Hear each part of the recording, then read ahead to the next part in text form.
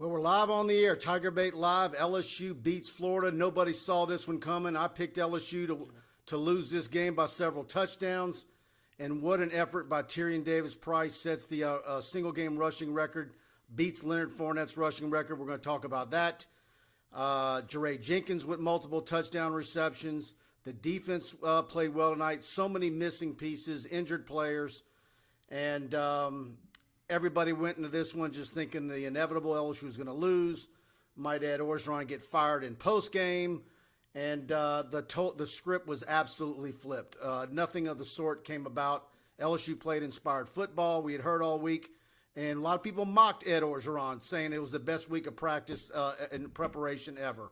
Andre Anthony calls a players-only meeting on Monday, and it sure looked like they reaped the rewards of that. And so I don't know what this means in the grand picture of Ed Orgeron's career at LSU, but it sure makes things interesting, and it starts to the college football day that regional and national guys did not expect. So, of course, this show's brought to you by attorney Kenneth P. Haynes. We're going to talk about Kenny a little bit later in the show, and I suspect he'll be dropping into the chat as always. Please do me a favor, hit the like and share button, and we're going to get to as many of your questions and comments as possible. And so what'd you think, Preston? Well, you know what's really interesting to me is actually LSU moves on to 9-3 against Florida since Tim Tebow was playing for them. So, I mean, although there's been plenty of dramatics and fireworks in between, I mean, LSU just continues to dominate this series, and it doesn't matter what's going on. Tell me this sounds a little familiar, okay? LSU came into this game double-digit dogs, a plethora of injuries,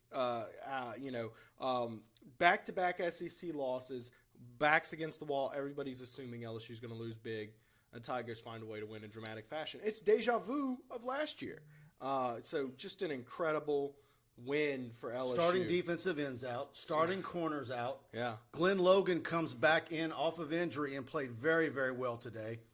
Got to see Sage Ryan, McLaughlin. But what Tyrion Davis-Price's effort today was fantastic. And I know a lot of people felt going into halftime when they got that cheap touchdown when you had one defensive back paying attention and all the rest had their backs to the ball. Mm-hmm. You thought that was probably the beginning of the end, and then LSU opens the second half with a defensive score. So absolute shootout. I mean, and the defense made some plays today, but that was a fun game to watch in the second half. With I don't know how they looked at Emory Jones and Anthony Richardson and thought Emory Jones was the better quarterback of the two. I mean, because the team looked completely different with Anthony Richardson in there.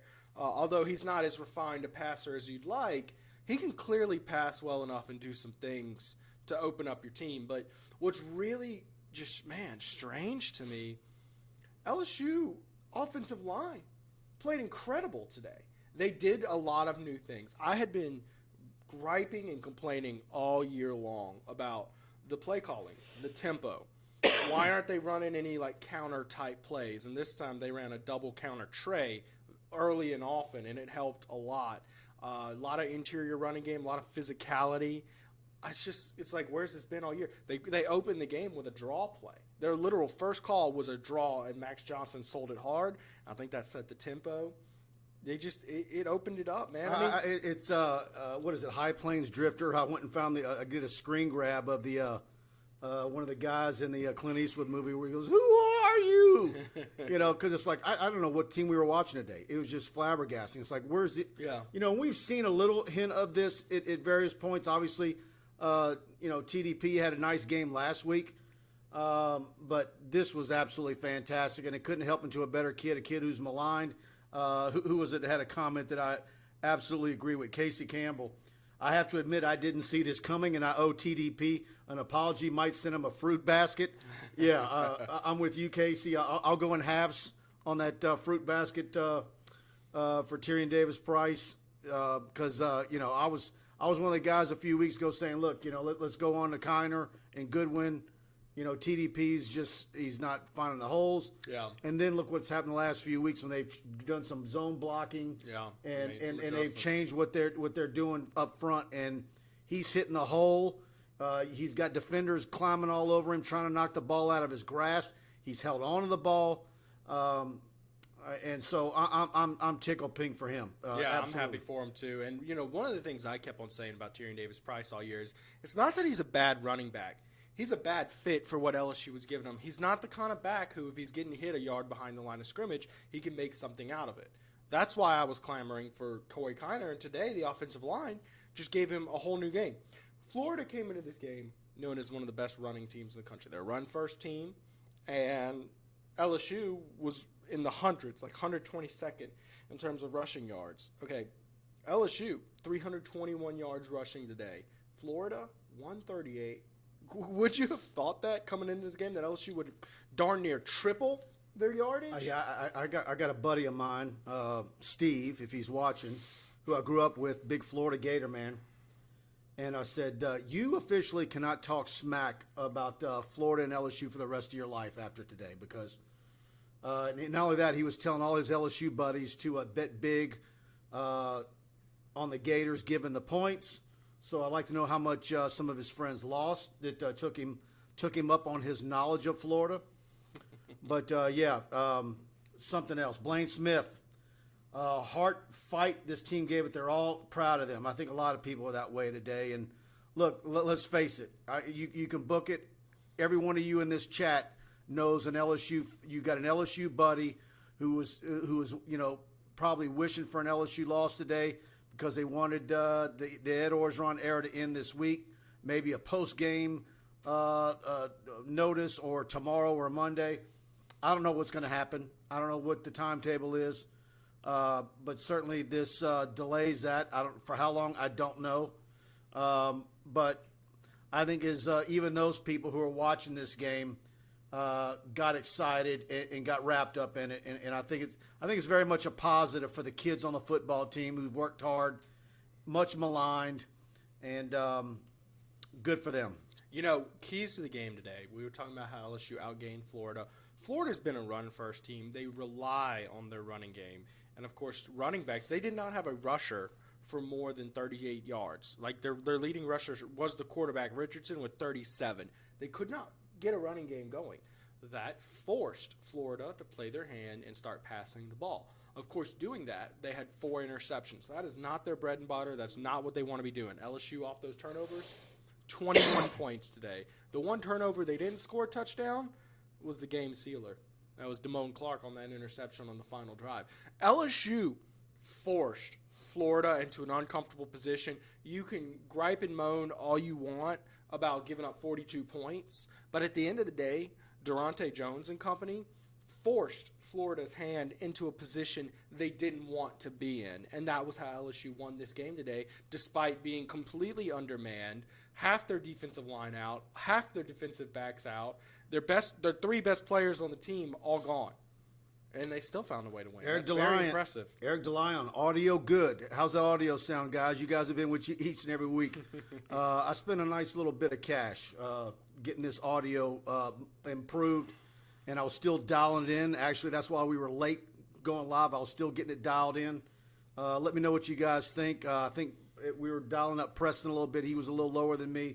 Yeah. But let us know what you think of the audio, how it sounds on. If you're an iPhone, Android, using an iPad, give us some feedback so we can get it fine-tuned up the road. What I'm really interested in, I thought by now we would be bombarded with questions about, well, did Coach O save his job?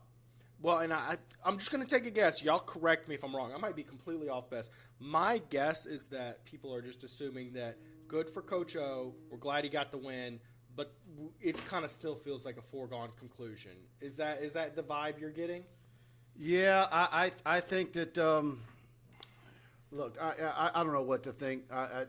I've been the last 18 hours. I've been getting messages from people saying it's happening Sunday or Monday. Mm-hmm. I mean, who knows? Had they come out and laid an egg and it gotten out of hand and it been what a lot of people thought it was going to end up being? I think the majority of fans, a lot of empty seats in the stadium tonight, this morning. Yeah, and that's not good. I mean, because that's your business. But, then there's some people think it's going to happen an open date. And then, of course, Scott Woodward's MO is that he lets his coaches finish out the season. So, I don't know what to believe. I think a lot of LSU fans are the mind that It was an 11 a.m. kickoff, and you got a win over Florida. You didn't expect it. So now it's 3:30 in the afternoon, and you get to enjoy a Saturday night. And it's probably got a whole lot of people going out tonight and going to have a nice meal somewhere out on the town because they're happy about what happened today. Well, and speaking of having a nice day, one of the things I love about an 11 a.m. kickoff, we got some relevant football games on. We're not talking about Colorado and USC at 2 a.m. in the morning. Georgia up 7-0 on Kentucky. Does Kentucky have a chance to? All right, me neither. I don't think so. Purdue leads number 2 Iowa 7-0. Man, I look personally. I think Iowa's a bit of a fraud. Not number 2. I think they're good, but a little overhyped. Dave Aranda and the Baylor Bears lead BYU number 19 BYU 10-7. Watch out for Dave Aranda. Barry Barbier, I love hearing Preston's sunshine pump. Well, I don't know about that. I think I'm just calling the game. I think the outlook of where LSU's at for this season is still rough. You needed to steal one because you were about to be you weren't going to be favored in the next 4 games. You needed to steal one to make a bowl game and to keep a winning record, which is a big deal considering LSU has the second longest winning season streak in the country. That being said, guys, this is not where you want your roster to be. This is not how you want your team, in a shape right now. However, offensive line played a really good game. Let's try and bring Dan Mullen to Baton Rouge. Apparently, he's going to get run out of Florida after this debacle.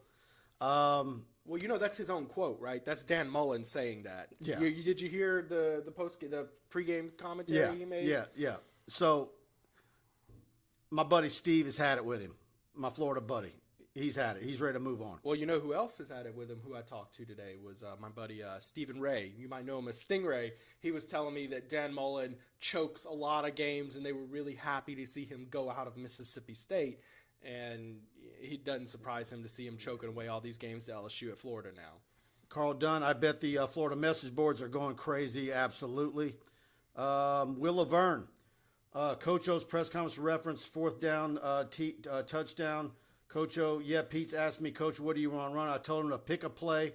All year, I think there's been some play call issues between the coaches and how they are called. I just don't see Coach Ensminger and Joe Brady asking those questions in 2019. Maybe I'm overreading it. What do you think about Pete's Coach O relationship?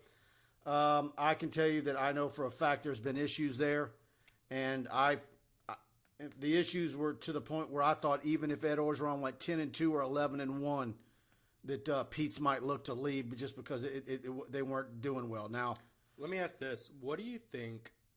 I heard some people tweeting out they saw Ensminger running out of the tunnel today. Do you think Ensminger had an expanded role with the team this week? I'd be very interested to hear that. You don't? No. Okay.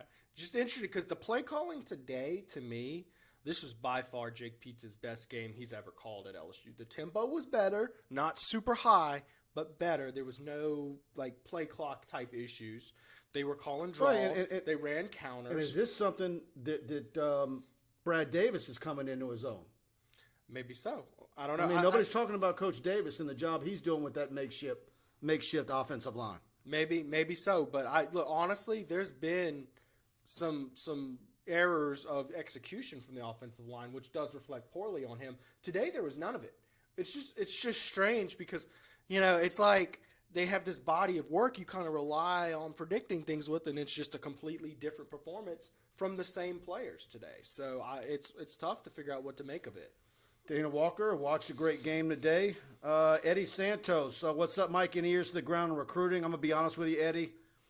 With everything that's been the scuttlebutt with Ed Orgeron, kind of keeping an eye on it. And then really what's happening as well, because we were so getting out to scrimmages, all the jamborees we all hit, how busy we were in the month of September. It got to the point where we had seen just about every recruit within a pretty good driving area already at least once or twice. In fact, a couple of them I've seen 3 times. And then so the last few weeks, the local schedule has been awful. And then there would have been some doubling up. So between that and the situation with Ed Orgeron, recruiting is really just slowed up a bit because we're really kind of in a spot where, other than them keeping up with recruits, I know Coach Pete's the other day was met with Walker Howard. And look, the coaches are still recruiting. I saw Jacoby Matthews is at Texas today. So, yeah, things are kind of small right now. But I will say this, a lot of people have been worried about Quincy Wiggins. And because of what's going on, and if Orgeron were to go, Andre Carter were to go, what would that mean for him? And worried that it's Alabama. Well, the word was that the problem was Florida. Well, that Florida was a team. Well, how's Florida the team to beat today, the way they looked? And I'm pretty sure Quincy was there, but I'll verify.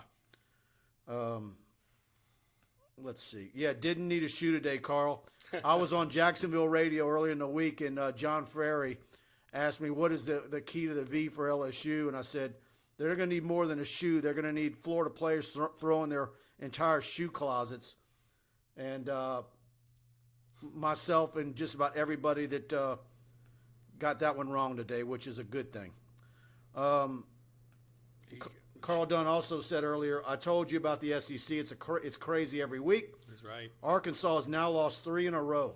Yeah, and they lost to Auburn today, and Auburn looked good against Arkansas. So, yeah, it's one of those deals. There's so many teams with so much talent. You never know anybody could beat anybody, kind of like the NFL. Just high levels of talent.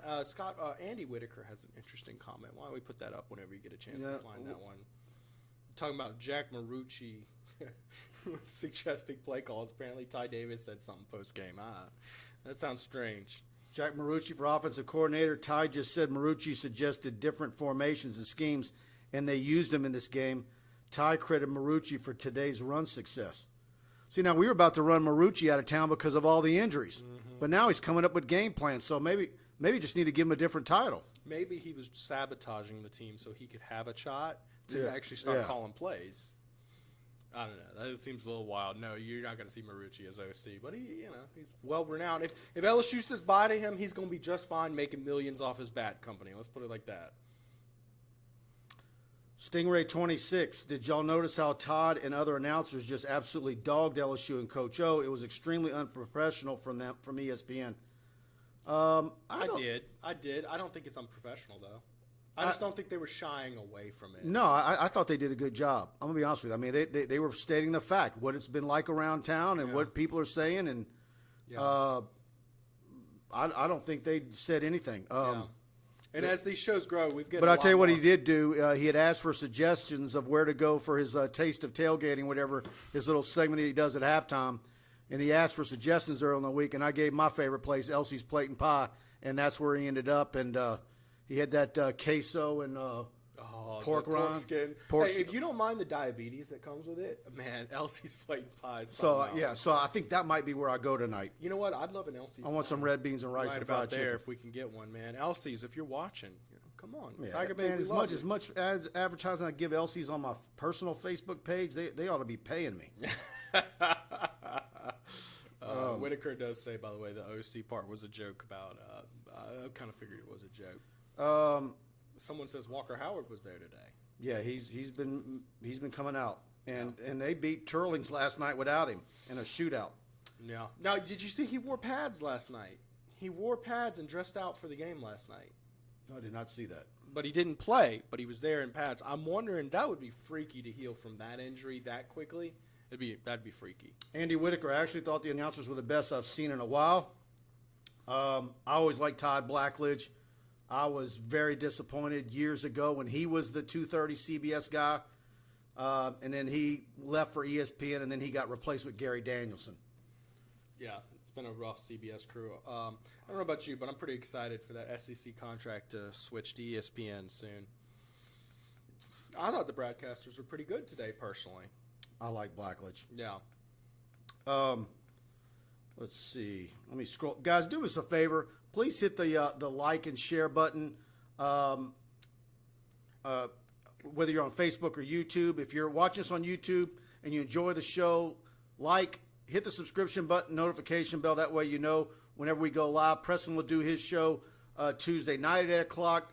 I'll be on at 8 o'clock Wednesday night. Buddy Sanji will be in studio with us. He got his wisdom tooth taken out, and he didn't have any issues at all. So we're all good there. So Good for Buddy. Yep, and let's see what else I need to get. Y'all hit that bell. Every Tuesday I come on, I get an interesting guest on the show. I do a little bit of film study, a little different from a lot of these post-game type shows, so y'all hop on in. I want to talk about attorney Kenneth P. Haynes, who, of course, makes this show possible each and every week. He's a 1989 graduate of LSU, Paul M. Hebert Law Center, 30 years of experience in family, business, and personal injury litigation, over 15 years of experience as an assistant district attorney handling all post-conviction matters. He's been lead counsel on everything from complicated rollover accident to a simple divorce and to a death sentence appeal. Board certified in family law since 2004 and board certified in appellate practice every year that specialty has been offered. Served on a specialization advisory committee for family law 2 for full terms, serving on the specialization advisory committee for appellate practice, and he's currently the vice chairman, invited speaker to LSU continuing legal education, and he's a proud founding member of TigerBait, active participant in our Tiger Den premium message board, and sometimes he's referred to as the unofficial lawyer of TigerBait.com, and he reserves the right to think most clearly for a paying client. Check him out on 912 Kings Highway, Shreveport, Louisiana, and certainly give him a call if you have any legal needs in North Louisiana, anywhere in North Louisiana of Alexandria and up north. Give him a call, 318-222-2100. That's 318-222-2100. Our dear friend Kenneth P. Haynes. In the 3 games we were tracking earlier, guys, we have 3 touchdowns, 1 for each of those games. Georgia has taken a 14-0 lead over Kentucky. Iowa has tied it up 7-7 against Purdue, and Baylor, the Fighting Dave Arandas, have taken a 17-7 lead over BYU. All those games are just a few minutes before halftime, so some interesting scores there. Pooh Bear, did Buddy send his wisdom tooth and wisdom to the offensive coaching staff? That's a good one, Pooh Bear. I don't know. Might not be much wisdom in there. Jamie Brady, what about the play before half and coach's comment after? So I didn't hear Coach's comment. Of course, we're busy setting up for the post-game show, so we hear bits and pieces of it. We haven't gotten to listen to the whole thing yet. But I'm going to tell you this. That Hail Mary, that was a rough play. That was one of those ones I'm like, man, maybe miss it. That most LSU fans like, okay, that's going to be the beginning of the end. Right, that's exactly where I was at. Now they're going to unravel. That's exactly what I thought because, before that, they had 3 penalties on just completely bogus to ticky-tack calls. Okay, they called an ineligible receiver downfield. All 5 linemen were behind the line of scrimmage on a big throw. 2 big throws to Brian Thomas. And I was like, all right, these penalties, that Hail Mary, this is how you invite a team back into the game. A 28-6, that's a death sentence. Sticking around 21-6, that's keeping them in the game. You really want to get to that 3-score mark. And I thought after that Hail Mary, Florida would come back and win the game. Unfortunately, Dwight McGlothern saves the day with a pick 6. So Emory Jones with back-to-back touchdown throws. He throws one for Florida and then one for LSU to open up the second half. So interesting series there. But that might have been the worst Hail Mary coverage I've ever seen. I mean, there was one guy making a play, and there was some Richardson stuff for Florida in the second half that was giving people Bo Nix flashbacks. Oh, yeah. No, and Richardson can play, man. I mean, that's going to be your quarterback moving forward for Florida. On that Emory Jones Hail Mary, the one thing that stands out to me, where's the sun? Okay, because you had 3 guys in the area. 2 of them are standing around with their thumbs up their nose, doing whatever. Could they find the ball? Because it was thrown in a weird spot off to that side. Seemed like the only DB who could spot the ball was Jay Ward there. And if he, of course, went for it low, and that's not what you're supposed to do. You're supposed to all crowd it. So I wonder, was the sun in their eyes, and could they find the ball? That's ultimately. Well, most of them had their back turned. Yeah. They weren't even facing. So utter lack of awareness. Durante Jones and company, you got to address that. But, they made some rough mistakes today on that defense, but ultimately you did force 4 turnovers, which was the difference, and you completely stopped the run, forcing them out of their comfort zone. So some wins and losses for the defense today.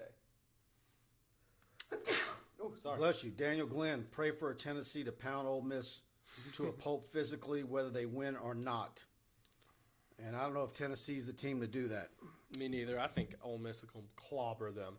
And maybe he's asking for that so LSU doesn't go after Lane Kiffin. I think, man, I've heard more Lane Kiffin buzz, not only from LSU fans, but I've heard it from outside of LSU too. Smoke. And that's why Jimmy Sexton is considered one of the best sports agents, because he makes sure that his guys get named like that. Smoke and mirrors. I've heard from some guys that in my mind, he's the Tony Vitello of this search. Yeah, I agree. The flashy object that you're talking about. The shiny piece. Now, I say that, and I get mad because there's a good portion of the LSU fan base that want Lane Kiffin. Mm-hmm. Dane Bergeron, Marlon Favorite said in the postgame that LSU won because the good luck charm with arms like Pie Pie was back in the booth.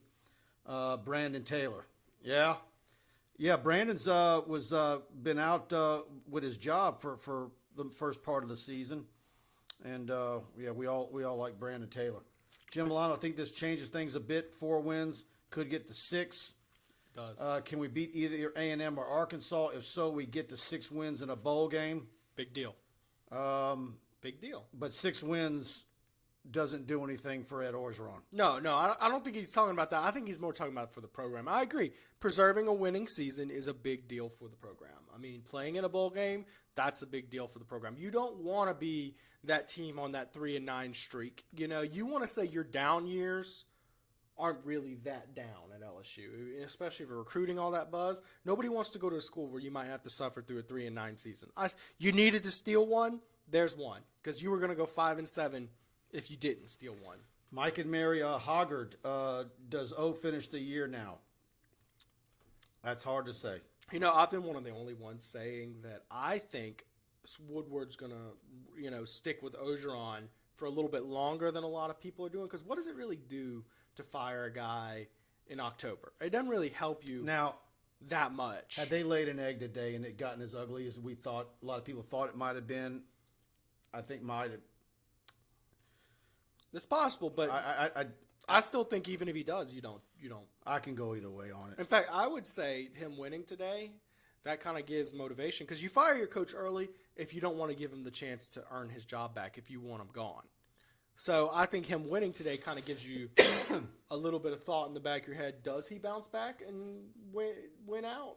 I mean, you never know. Roy Holloway, the 2 of you plus Buddy have been condemning O for weeks. Is the group applying for a coaching job at LSU?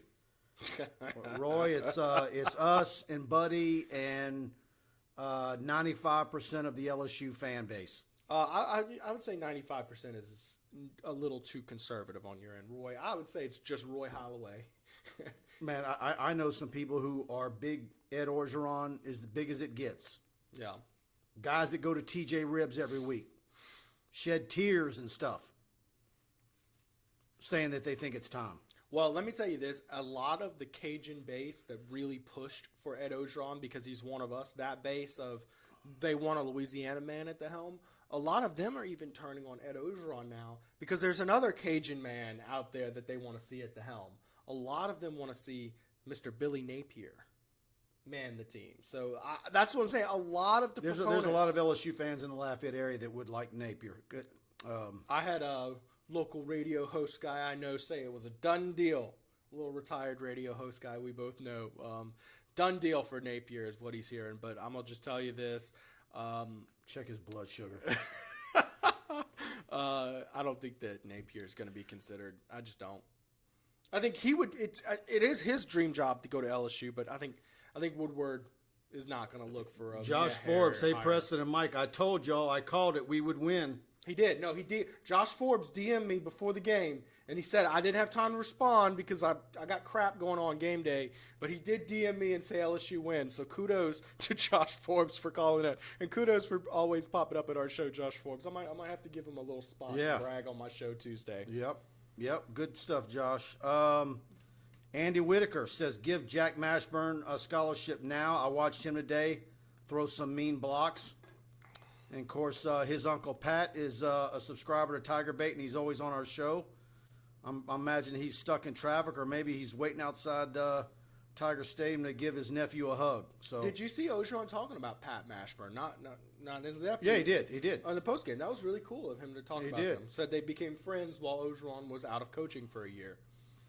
Dane Bergeron says, Dr. Daniels and I enjoyed the game. I was kidding with Jeremy Hill early and asked him if he'd put TDP's uniform. See, that's the Dr. Daniels. You're missing something in that sentence. Yeah, I think there's a lot of people who were at that game, and we're going to be having some fun and probably having some drinks now. Hey, skip the Daniel Glenn's comment when you get a second. I want. Andy Whitaker, did you send the pre-show text? I didn't, and I apologize, Andy. Normally, we were running late to get going, and I forgot to send a text alert that we were live. But obviously, you found us, so. Yeah, guys, apologize. We have new technical setup we were working on. Of course, I hope you enjoy the audio quality. From what I was hearing, it's a lot better. If you've been watching the shows and noticed the audio quality is better, let me know, please. I'd love to hear the feedback on that. Also, games that go back and forth like this, for guys who write and do a site, it's a little tougher to wrap it up just because you really – when a game's in the books in the second quarter, you know exactly what to write, put it out. Good, you're done. But you kind of have to go back and forth in games like this, so it was a little tougher. Mario Rossetti, give Brad Davis some credit. I did earlier, and that's what I'm saying. Is this? I mean, think of the job he's doing. Gets there in June, loses some to injury. Not the most talented group, and now look at the way they're playing and what Tyrion Davis Price has done the last 2 weeks, running behind that group, and some new blocking schemes and good stuff. And think about this. As bad as LSU's offensive line has played in every other game this year, have we really thrown Brad Davis under the bus once? Has anybody blamed Brad Davis this entire year? No, I think that's a testament to people are being understanding with Brad Davis. Did Corso pick LSU? Corso was the only one who picked LSU pregame. So wow, okay. Good for Corso. I didn't see it. He likes taking those, like, when nobody else is looking at him type picks. Back against the wall. Man, if I'm a Florida fan, I'll tell you what, I'm disgusted with Dan Mullen. Hold up. I'm going to, you know what? I'm going to tell you, my first job out of high school, I had a Florida manager. I want to hear him in my show here today. I'm going to ask him to join in and talk some trash to us here. So, good comment here about Daniel Glenn here. If the O-line has turned the page, even with injuries, LSU strongly in contention against remaining competition. Question. He puts Bama mortal. And we're assuming if LSU's turned the line, man, I don't know. LSU's still going to be underdogs. They'll think it'll be closer games. What do you think? Does LSU stand a chance in the next 3 if they play like this?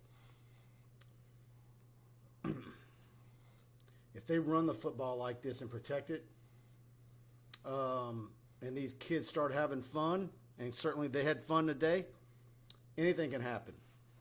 You're going to get in a score fest with Ole Miss, but, the LSU defense, despite having both your starting corners and your starting ends out, have played very well. Faye Hughes Schubert, I just want to see my LSU Tigers play ball. Woodward will do what he's paid to do and evaluate LSU coaches.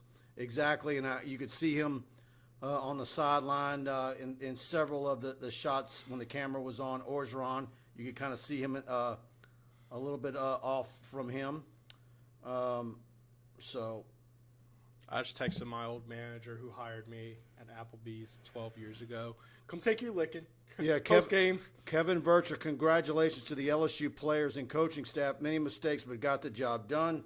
Johnny Johnson says 3-2 likely, so a 7-5 season. Bowl wins, so 8-5. Coach O keeps his job. I think we both said that 8-4 probably is what he needs to get to, right? I don't know if 7-5 does it. I really don't. It doesn't. I would say if you're looking for a betting favorite to when to pull the trigger, you're probably looking at either Alabama or Arkansas if he doesn't win those games. Kenny Haynes, back from his grandson's football game. He was a monster day like the Tigers and Tyrion Davis Price. Absolutely, Kenny. Michael Duyon, is Mel Tucker in the lead to take over? I know Bruce Feldman was had that little soundbite that I retweeted this morning in their pregame. I think he's certainly someone. I think Eric Bieniemy, although Bieniemy is going to be up for an NFL head coaching job. Yeah, Mark Cumby says audio sounds good. Appreciate you, Mark Cumby. He's in our show every single week. Yeah. I also see him with Blake Ruffino, our good friends in his show. Appreciate you, Mark Cumby. Go to Mike and Mary Hoggard. Put that. Yeah, one on Mark the screen. Cumby says, you mean 13 and 12 as a head coach, Mel Tucker? I am not on the Mel Tucker. He's not experienced enough, period. End of discussion for me. I think Mel Tucker would be a very underwhelming hire. I really don't care what he does this year. Especially, he's underwhelming when you look at the coaching board. The field is very impressive this year.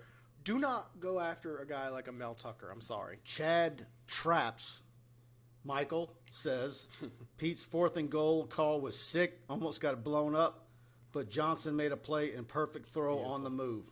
I think that remember when I said, did Insminger call plays today? Because that was a masterpiece. Their first and last plays they opened up the game with today, fantastic, A++.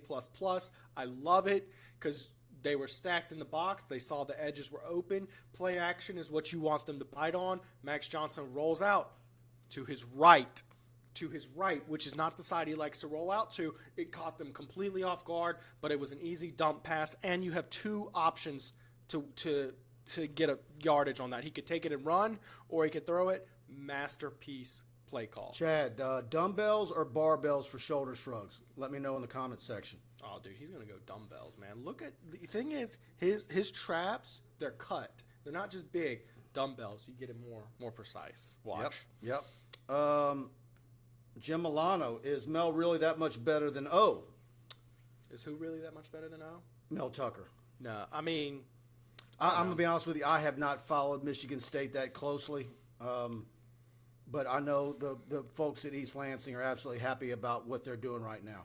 yeah, I get it. But, I mean, there's a lot of folks happy with what their coach is doing right now that you got to figure out, does it translate to LSU? You know, and how much one good season. I mean, think about how happy we were with O during 2019 about what he was doing, quote. I mean, you need more than one. We're looking for someone with proven, sustained success at a high-ish level. Mike and Mary Hoggard, Corso did pick LSU and I said out loud, the old man has finally lost it. I'm eating my crow right now. I think I've said out loud at the TV that he's lost it probably for many times in the last half dozen years. He had another comment. I'm not done deal with off the field. I don't think any number of wins is realistic for Orgeron to save his job, is what he's saying. I don't know that that's true because he does have a championship ring on his finger. I think he's done. I think, well, if he wins out, is he done? If he beats Alabama, is he done? I think he needs to win almost every game to keep his job, if not every one of them. I mean, maybe if he just loses to Alabama, we're at 50-50. Okay, but I do think that the end is near for Orgeron. 99.5% chance the end is here. Johnny Johnson, Price must have been hurt a little more than we knew. And where was Kiner? Well, you didn't need Kiner when TDP was playing like that. But, yeah. And at no point did I think, of course, Williams got in there and had a nice run too. So he did. One nice run, though. What was the deal with Corey Kiner today? Why didn't he get a single run? Yep. I mean, was it just Tyrion Davis-Price hurt? Was Corey Kiner out for some reason? Or was Tyrion Davis-Price just too good to take out? Yeah. American Patriot with the super chat. Big time thanks, American Patriot. He says, audio is outstanding today. One of you coughed. It sounded like you were in my house, made me jump. Man, I tell you, he was getting after me earlier. I'm telling you, I had a sinus infection probably 5 weeks ago, and I'm still coughing. He's like some sort of that happens to me every guru. year. I don't know. Every time the weather's about to get cold, he just gets sick. It's like clockwork. Well, no, I know that when I get a headache, I know it's coming, and that's what you call old age. Yeah, you're like one of those little old ladies sitting on the porch. Storm's about to come. My ankles are creaky. When it's 3 a.m. and I got a headache, I know that there's a little something in the barometer's happening. Dude, it's weird. My sinuses tell me. Someone wants to ask about Bieniemy. Yeah, let me get that back up. I had it. Bieniemy won't be available until late January, even February, due to NFL playoffs. That's true as well. Rohan Davey was pushing Bieniemy real hard. I get the Louisiana connection. I tell you what, he is impressive. He is an impressive coach. Don't get me wrong. He's going to be an NFL head coach. And that's the other thing. A lot of these guys with NFL trajectories, you don't really know if they want that LSU job. He's a fringe candidate. I mean, he's an impressive coach, but I think you're going to want someone with more of a proven head coaching track record. That's just what I think. Chad Michael says Mullen and Jumbo are the same. No to both. Yeah, I'm not. Look, we all.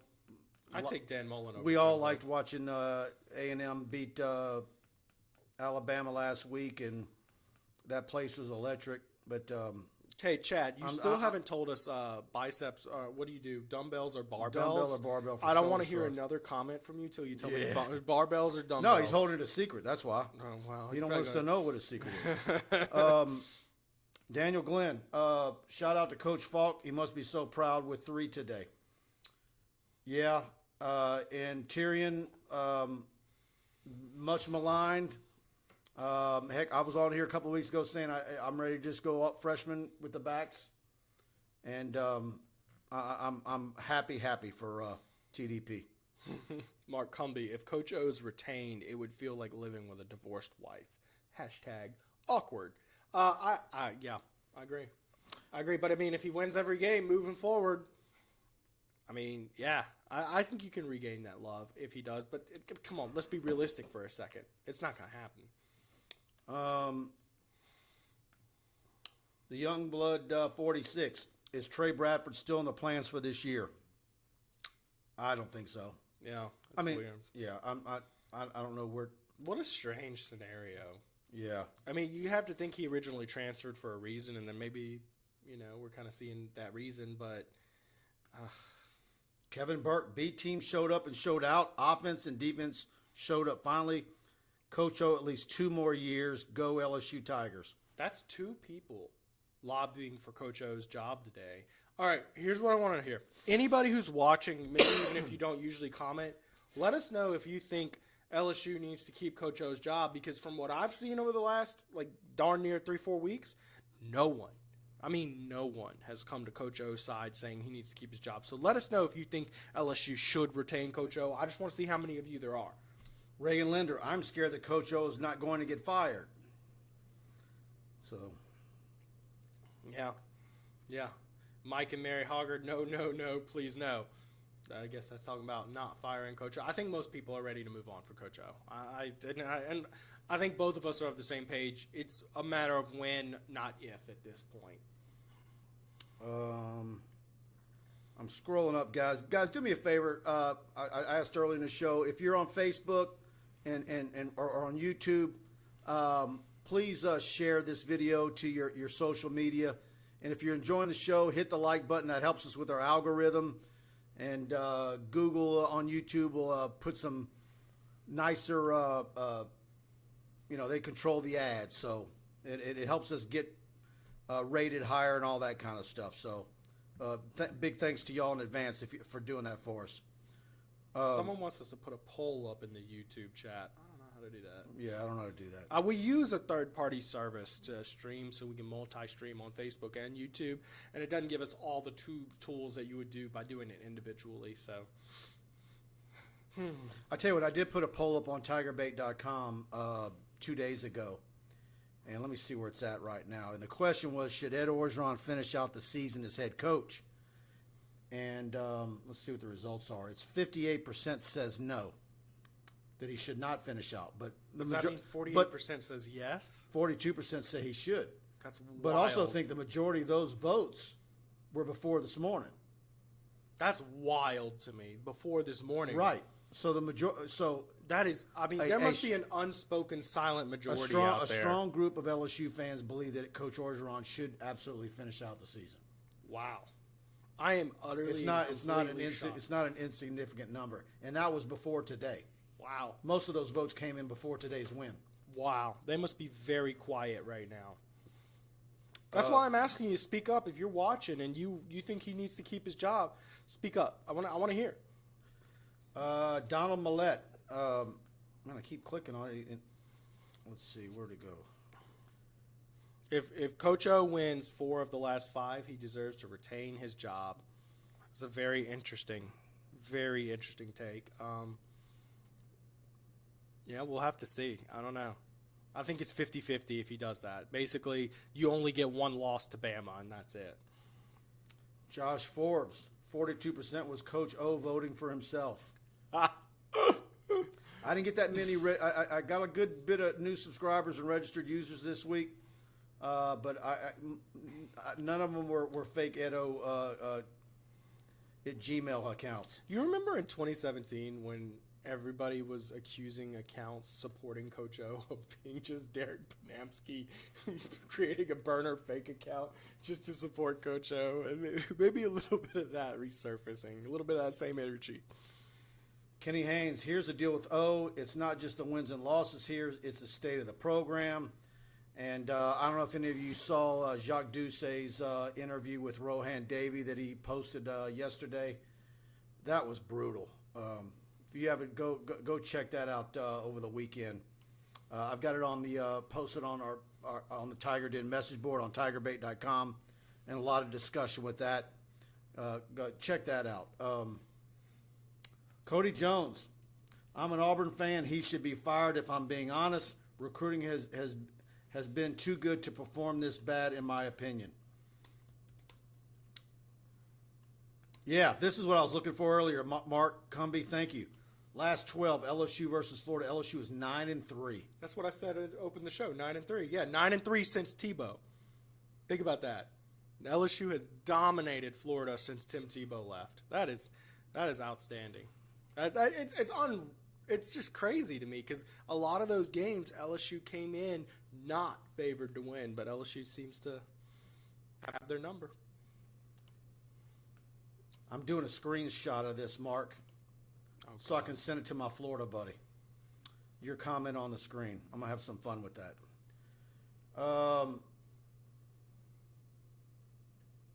Anything else you needed to add?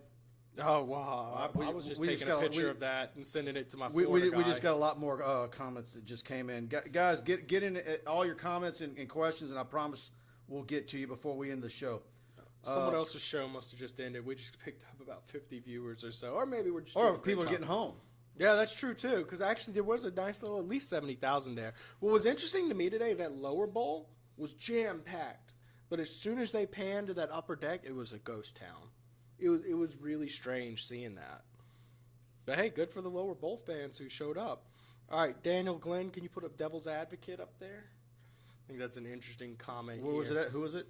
Daniel Glenn, just about 5 minutes ago, if you can find it. If not, that's cool. I'll just say, if O wins out, coordinators get a year in the SEC, belts improve, Austin Mason portal, and personalish, with no more bad press constantly, wouldn't he win big next year? Basically saying, if Ogeron keeps the wheels on the bus with all that's coming back next year, wouldn't we be in position to win big next year? Well, the problem is keeping the wheels on the bus. I wonder if he wouldn't be needing to hire multiple coaches again. Yeah. I can probably tell you that he's probably going to need a couple. Yeah, and I'm not convinced Pete's is the guy to do the job based off of, just because we had one great game out of Pete's, I'm not 100% convinced. I don't think this coaching staff is in a position to compete for championships anytime soon. Really, I just don't. Jim Milano brings up a good point because I was commenting on it because Carl the Cat the other night was saying, what about Florida? Let's, wanting to break down the game. And Jim Milano, all this week leading up to the game, the talk was who would the new coach be and not about the game. And the Tigers go out and win the game. Exactly. No doubt. And I was one of those people. I was on Sanji's show Thursday, and he wanted to – I'm like, buddy, nobody's talking about the game. No, really. A lot of this season, nobody wanted to say, what is LSU going to do with their front or, no, it was just like you could put out a feature on that and you weren't going to get any clicks. Here's the fact of the matter. LSU's expectations for this program are championship contention, period. In the discussion, when LSU's not there, it's like they almost don't really care about what's actually happening. They just care about how do you get back to championship contention. And good for you, LSU fans. Keep your standards high so that LSU won't aspire for anything less. Von Bluesman, I hope Jones is still running bleachers for that stupid taunting call. That let Florida back in the game, change momentum, and they scored a touchdown. Taunting call. I'm trying to think of what taunting call he's talking Yeah, about. Jones? Emory Jones? No, I don't know. Anyways, Durante Jones, I missed that. yeah, I'm a what- little lost there, Von Bluesman. I'm sorry. Yeah, someone give us some more info. Kenny Haynes. Here's another problem. All this great recruiting, not on the field, opting out, and no line development on either side of the ball. That's true, though. No, the line development is what you'd really hope to see. I remember talking this offseason, they were all really bad last year, but you're bringing you were going to bring all 5 back, maybe some meat on their body and a year of coaching. Maybe they improve across the board. Greg Price, hello from Edinburgh. Is that Scotland? Wow. Are you in Scotland, Greg Price? Thanks for popping in. How many Edinburghs is there? TigerBait worldwide. It's Scotland, right? How many Edinburghs are there? Yeah, it's in UK. Trying to think. I don't know. Watch there be like in Edinburgh, Louisiana. There might be. Watch that be what's going on. Just here. outside of Bunkie. Yeah. Someone's talking about Coach O challenging the Hail Mary. Yeah, he's in Scotland. He's all right. But international flavor. What time is it there? What time is it there, Greg? It's got to be 6 hours earlier. So what is that like? It's about 4. So it's about 10 p.m. there. Jamie Brady was the defensive back Jones that made the pass breakup and then taunted floor receiver by standing over him. Okay. I don't remember that, but we'll have to see. Well, I'll definitely watch that. Darius Jones. Yeah, I mean, inexcusable for sure.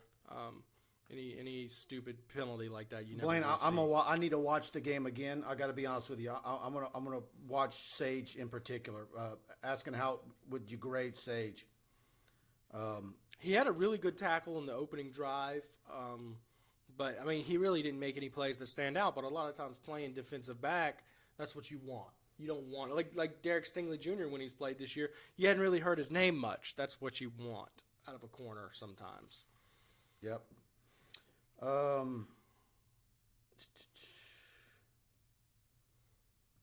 Billy Vaughn, team has not quit on O.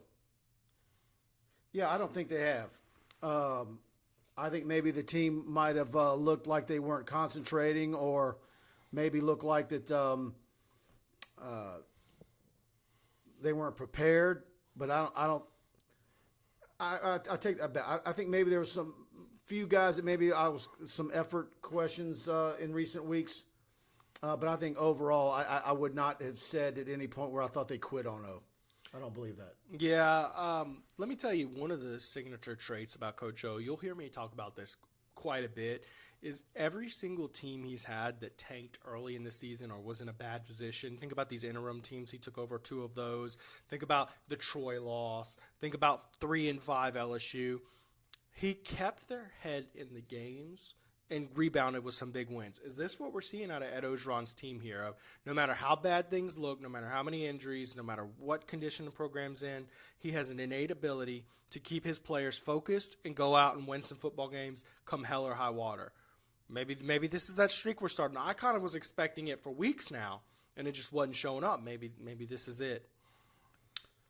Chad Michael, I try not to bash players, but 31 needs to ride the bench for the rest of the year. I can't recall one positive play of his in his entire career. That's Cam Lewis.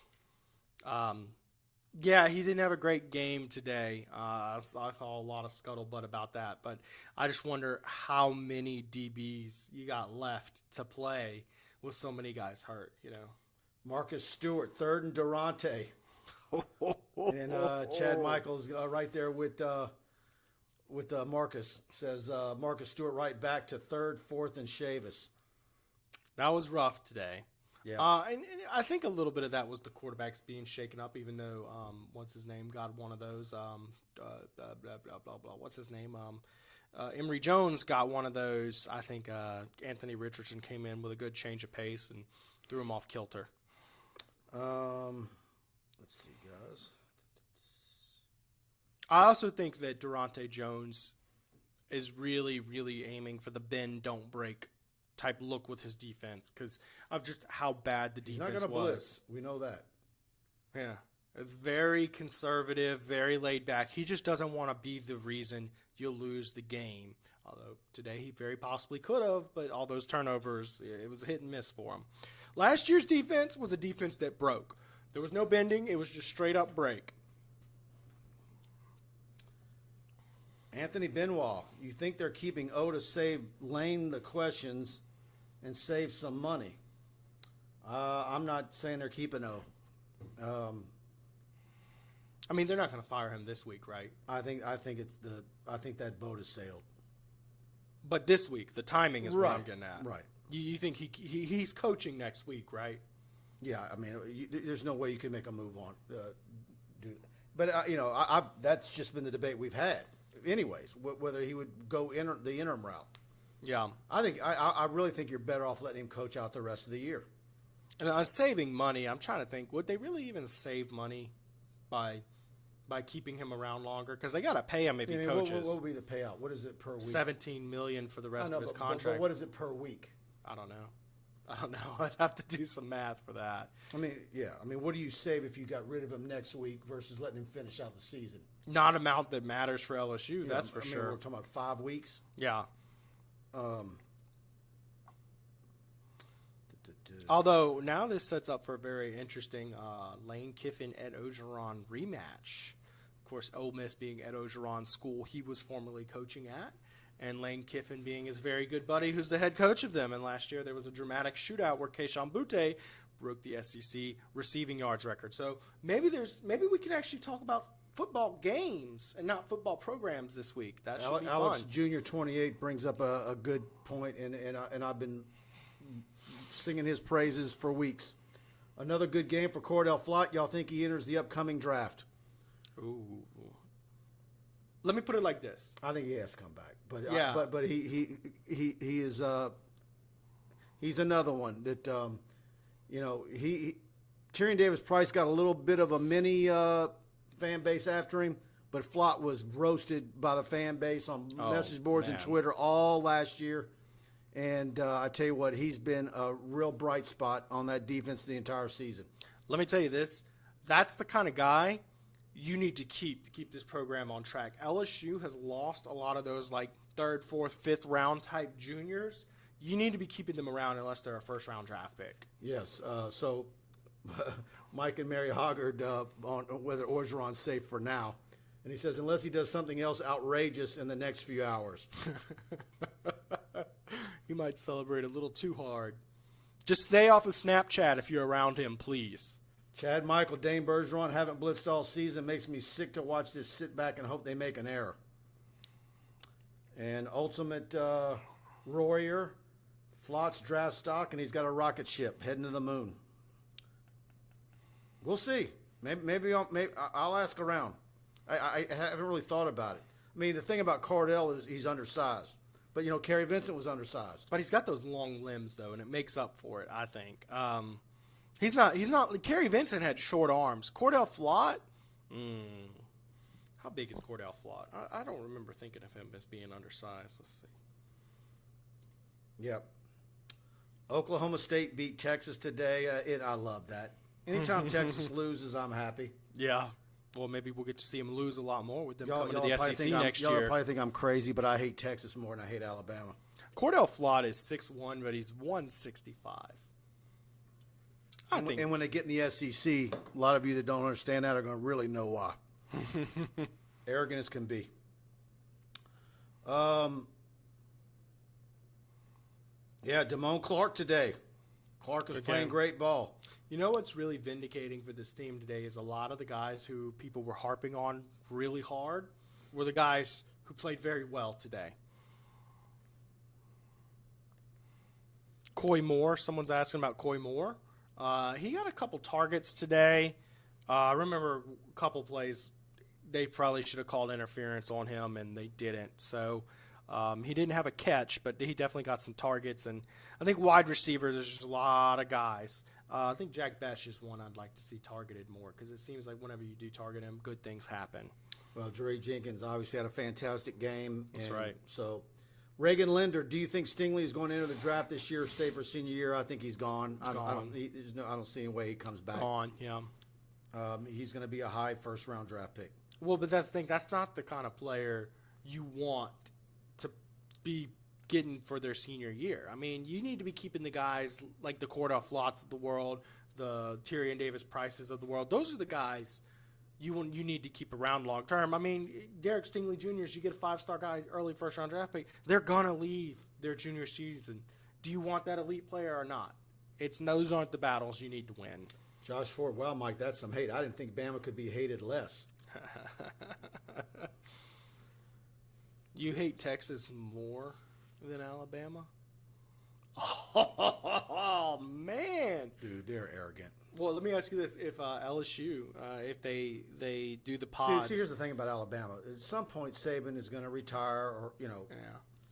and then they're going to go through a long spell of making bad hires. They're never going to get there again. Their day's coming. Would you want LSU in that? But Texas is arrogant even if they're, 6-6. Would you want LSU in the pod with Texas and Oklahoma? Or put LSU in that Mississippi pod they've been talking about? I like the pod that we've been talking about. Mississippi, Ole Miss, Mississippi State, and Arkansas? Yeah, but the and way they the give pods us the are Big set 12 up, pod? But you're still getting – what's good about the pods is you still get to play everybody. Every other year, right? But that's not bad. It's much better. Are you kidding me? It's not like you're going a handful of years before you ever see somebody. You play every team in the SEC every other year. That's incredible. I like the pods. Me too. I think that's the biggest improvement to the SEC we've seen in decades. John Marion, Coach O survives. Good for another week. Yep. 1 week. Unless something crazy happens in the next few hours. Marcus Stewart, man. Stingley left when Burrow left. I mean, he's only played, 6 games since then? Yeah. You really have to wonder. It seems like everybody who was a part of that 2019 championship team has kind of checked out since then. Coaches, players, all that good stuff. They either cashed out on their stock or they're still here and they're kind of depressed about it. 14-7, Kentucky, Georgia. Wildcats have a chance. Ooh.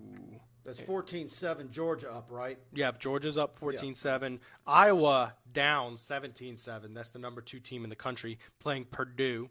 And the Fighting Dave Arandas are up 17-7 over BYU. Von Bluesman, I got upset at Texas when they shot a cannon through Joe Burrow's jersey at the beginning of the game. Blank Texas and their movie star. All right. I like McConaughey. He's harmless. Got to do that little Texas whistle for him. I think McConaughey likes Louisiana a lot, too. He's always here. Yeah. Michael Sutherland, Buddy's son, is a handsome young man. Buddy Sonji? Are they saying your buddy's son? That's like grandpa for me. Kenny Haynes, we just have to ride out the season going week to week, and deciding the fate of the coach on a game is excruciating. Yeah, I haven't had a strong opinion either way. I did kind of think if things would have gotten ugly today, I predicted 35-21. I thought Florida win. I thought Florida was going to win by double digits as well. Yeah, so. But I did too. I thought that last year. Had that happened, what might have happened? It's like the LSU Florida series. Remember how LSU Ole Miss used to be so wacky? No matter how much better LSU was than Ole Miss, it would still be a crazy, wacky game. It's almost like that with this Florida series now. It doesn't really matter how good either team is. It's going to be a wacky game, and somehow LSU wins 75% of the time. Mike and Mary Hoggart agree, Mike. I can't stand Texas. Texas fans act like Bama fans, even though they're not Bama. Look, those guys are going to join the SEC, and I'm telling you, they won't be in the door 6 months where they're not trying to tell all of us, the entire league, how they should be doing things and acting like they've been a member for 100 and whatever years that the league's been around. That's how they are. Yeah, and I hate to tell you, Texas in one of the big dogs in the SEC. They're going to try to act like it, but you got to understand there is a very big dog in the SEC who kind of calls the shots right now, and that's Nick Saban. Titus Showers, we're supposed to be 7-1 with our only loss to Kentucky. Great job by Coach O and staff for blocking out the noise. Yep, this was a great win today. No doubt about it. Regardless of what Ed Orgeron's future is, I think it was a positive for the kids, the players. I mean, they're out there every day working, and they needed some good news. So I think he makes up a good point. They should. I think UCLA came out and just beat LSU. The Auburn game, if you get a touchdown instead of a field goal, that should have been a win. And I think Kentucky just straight up beat this LSU team. Yep. Let's see. Drink more adult beverages, Kenny. It helps get you through this season. Carl Dunn, Texas is not back. Laugh online. Laugh online? Did you just say laugh online? Man, Mike, that was some boomer move there, man. Laugh out loud. No, that's what he said. He typed it. He typed out. No, it's laugh out loud. LOL. Yeah, that's what I said. LOL. You said online. Some boomer moves coming out you, Mike. We got to do better than that, man. But hey, Carl Dunn. I love Carl Dunn, man. Carl the Cat's legendary dude, always in our content. Eddie Smith, why do Matt Moscona want Coach O out so bad? Doesn't he know there's only 5 coaches in all college football with a national title, and it is not any of the names he wants? I mean, is everybody else? Eddie, yeah. Matt's not the only one. Yeah, I mean that's everyone, man. I mean, but although a third person coming to the aid of Coach O tonight, that's very interesting. And here's the other thing, Eddie. I think there's a lot of media people that know a lot more that's been published, and so when you hear them have a strong opinion that way, there's some stuff that's probably behind a part of their what they're verbalizing that they haven't shared because it can't be shared, or you're not going to put it out there. Right. Absolutely. So I think that is the case with Coach O, that there's a lot you haven't heard. And look, there's also some politics in there.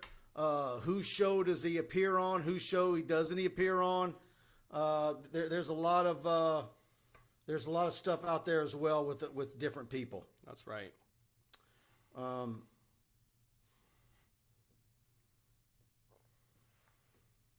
Just an interesting scenario there. I mean, talking about the only 5 active championship coaches, I mean, part of that is that Nick Saban has hogged more than half of them in recent years. And part of that is that, I mean, there's only a handful of schools where you can ever win a national title.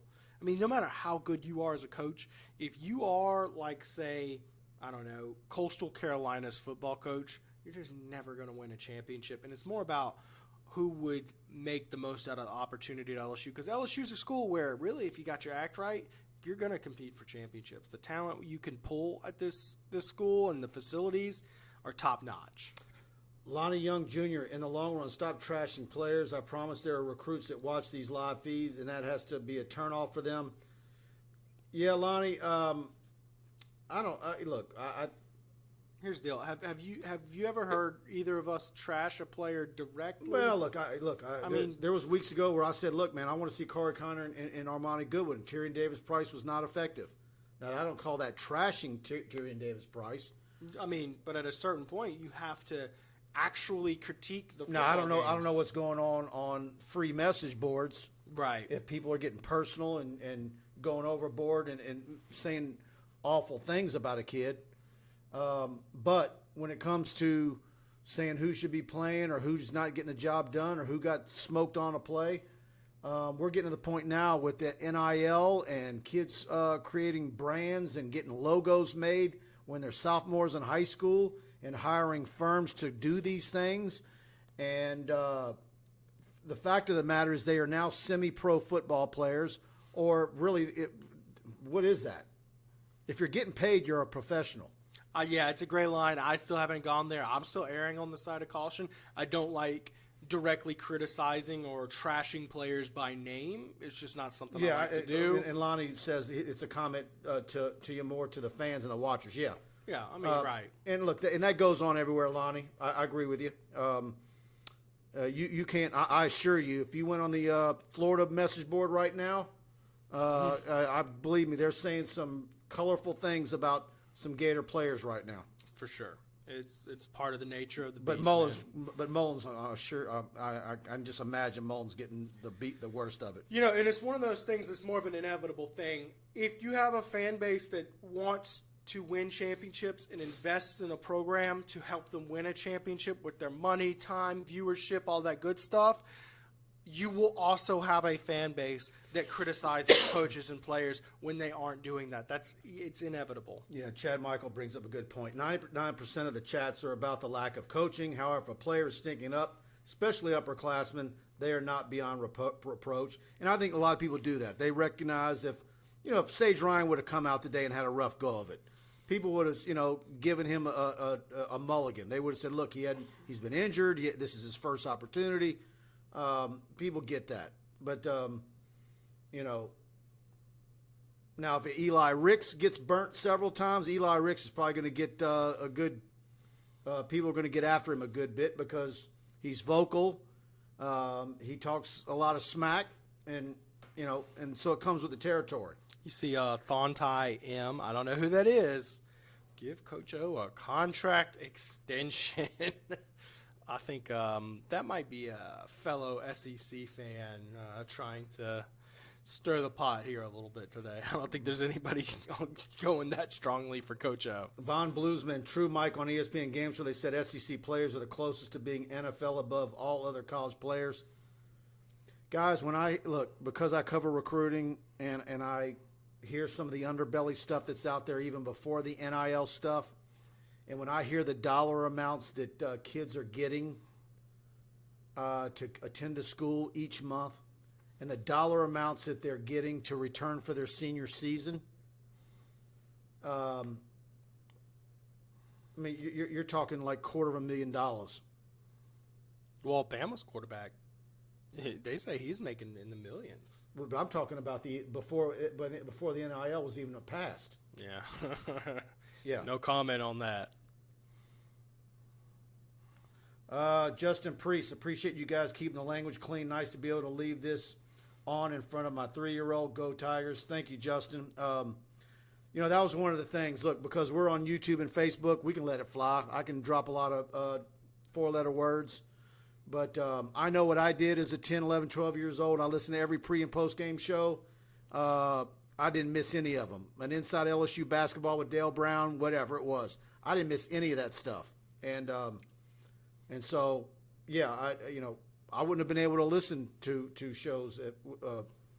Yeah, that's one of the things we've tried to do because there is a lot of other shows. Of course, out we didn't there have we didn't have the internet. There's a lot of very raunchy shows out there, and we try to be that contrast. I remember watching a lot of shows with my dad. I'm not throwing shade out there. If there's a market for that, then that's fine. Well, and a lot of those other guys. There's HBO, and then there's CBS or Cartoon Network. Yeah, I mean, look. A lot of other guys have platforms where they have to be clean, and for them, it's a contrast in that they can cut up a little more. I understand it. I don't personally mind when I listen to other shows if you curse or whatnot. But on this show, we do like to keep it clean. Yeah. Because, we want your 3-year-old daughter listening to us too. Thank you for listening with your 3-year-old daughter, Justin. I appreciate you. Let us know her name. I'll give her a shout out. Tanati M. I agree with the clean language world class broadcast. Thank you. Broadcast. Thank you.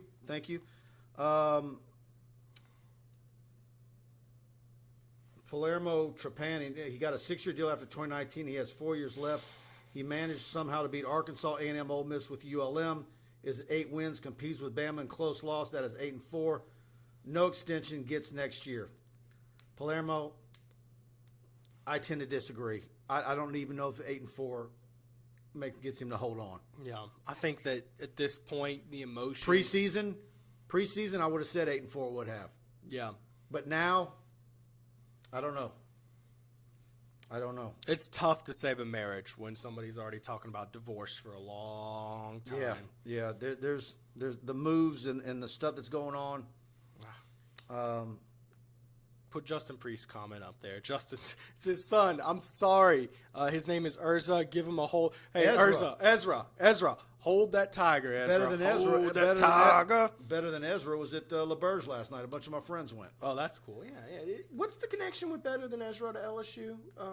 And didn't they go to LSU or something like that and form their band there? There's a connection.